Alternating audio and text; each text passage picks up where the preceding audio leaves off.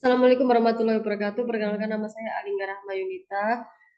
Saya dari Fakultas Hukum FBHIS. NIM saya 1720401011.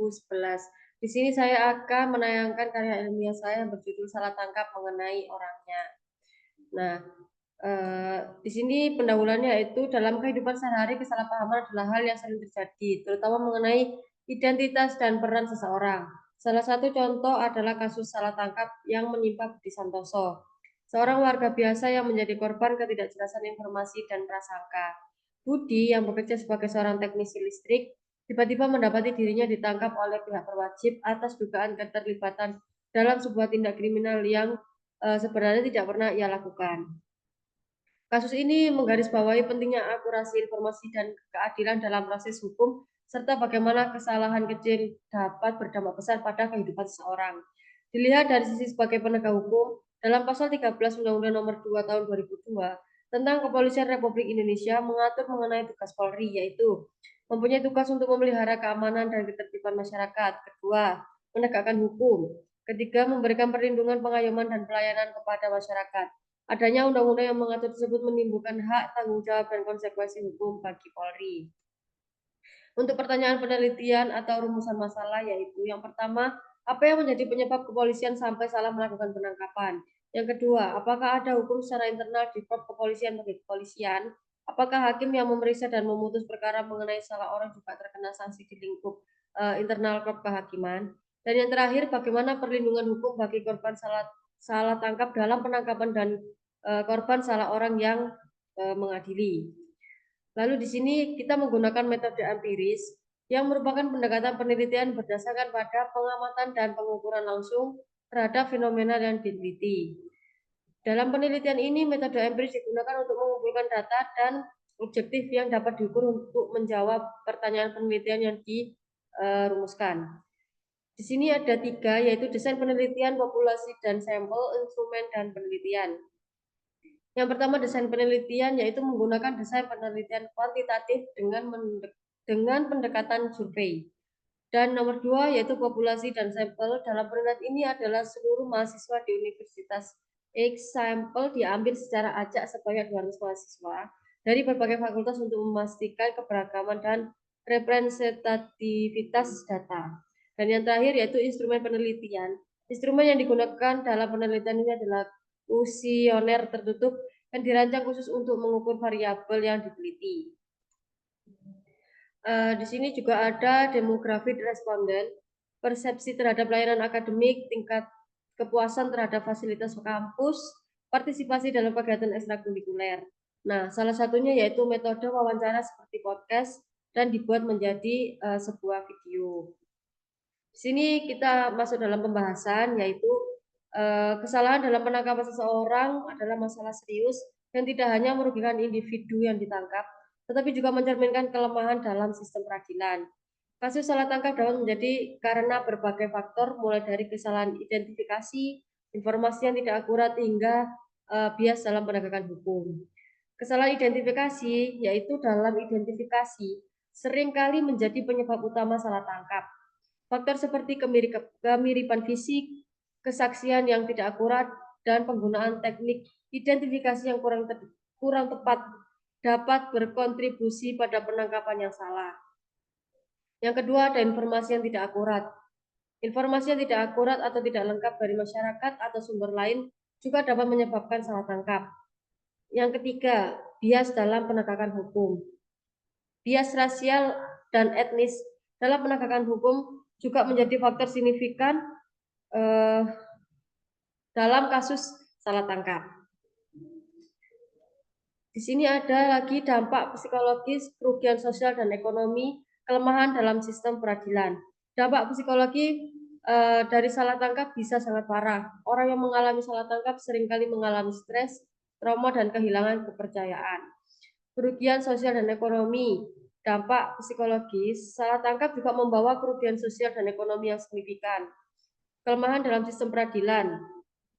Kesalahpahaman penangkapan juga mencerminkan kelemahan dalam sistem pengadilan, termasuk kurangnya pelatihan bagi petugas penegak hukum dan kelemahan dalam prosedur investigasi.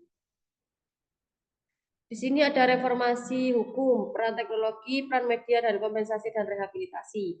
Untuk reformasi hukum, yaitu upaya untuk mengurangi kasus salah tangkap telah mendorong berbagai reformasi hukum. Peran teknologi, yaitu teknologi modern, seperti pengenalan wajah dan analisis forensik, dapat membantu mengidentifikasi pelaku dengan lebih akurat dan mengurangi risiko salah tangkap. Nah, peran media, yaitu juga memiliki peran yang penting dalam membentuk opini publik dan mempengaruhi proses penegakan hukum. Untuk kompensasi dan rehabilitasinya, penting bagi sistem hukum untuk menyediakan mekanisme kompensasi dan rehabilitasi bagi korban yang salah tangkap. Di sini ada manfaat penelitian, yaitu manfaat penelitian mengenai kesalahan dalam penangkapan seseorang.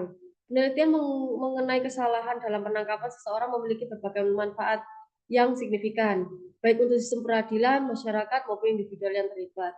Di sini ada beberapa manfaat utama dari penelitian ini, yaitu ada dua, yaitu peningkatan kualitas penegakan hukum dan perlindungan hak asasi manusia atau HAM. Untuk peningkatan kualitas penegakan hukum sendiri, di sini ada reformasi prosedur investigasi dan pelatihan petugas penegakan hukum. Untuk reformasi prosedur investigasi, yaitu penelitian ini dapat mengidentifikasi kelemahan dalam prosedur investigasi yang saat ini digunakan, sehingga memungkinkan untuk perbaikan dan reformasi yang lebih baik dalam sistem peradilan. Untuk pelatihan petugas penegak hukum, yaitu hasil penelitian dapat digunakan untuk mengembangkan program pelatihan yang lebih efektif bagi petugas penegak hukum guna mengurangi kesalahan identifikasi dan bias dalam proses penangkapan. Untuk perlindungan HAM sendiri, di sini juga ada dua, yaitu pencegahan ketidakadilan dan keadilan sosial. Untuk pencegahan keadilan sosial, yaitu penelitian ini dapat membantu mengurangi jumlah kasus salah tangkap sehingga melindungi individu dari ketidakadilan dan pelanggaran hak asasi manusia. Untuk keadilan dengan mengidentifikasi faktor-faktor yang menyebabkan bias dalam penegakan hukum, penelitian ini dapat mendorong keadilan sosial dan memperkuat perlindungan terhadap kelompok-kelompok yang rentan.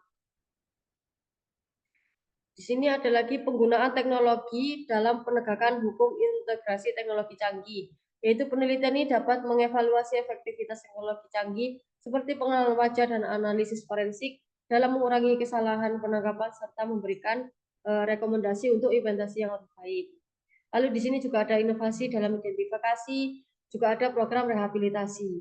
Dan untuk program rehabilitasi ini hasil penelitian dapat digunakan merancang program rehabilitasi yang efektif bagi individual yang mengalami trauma akibat salah tangkap, membantu mereka kembali ke kehidupan yang normal.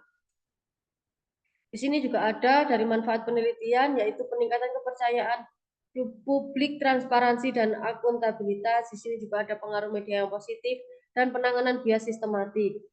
Untuk peningkatan kepercayaan publik, transparansi, dan akuntabilitas ini penelitian dapat mendorong transparansi dan akuntabilitas dalam sistem peradilan, sehingga meningkatkan kepercayaan publik terhadap institusi hukum.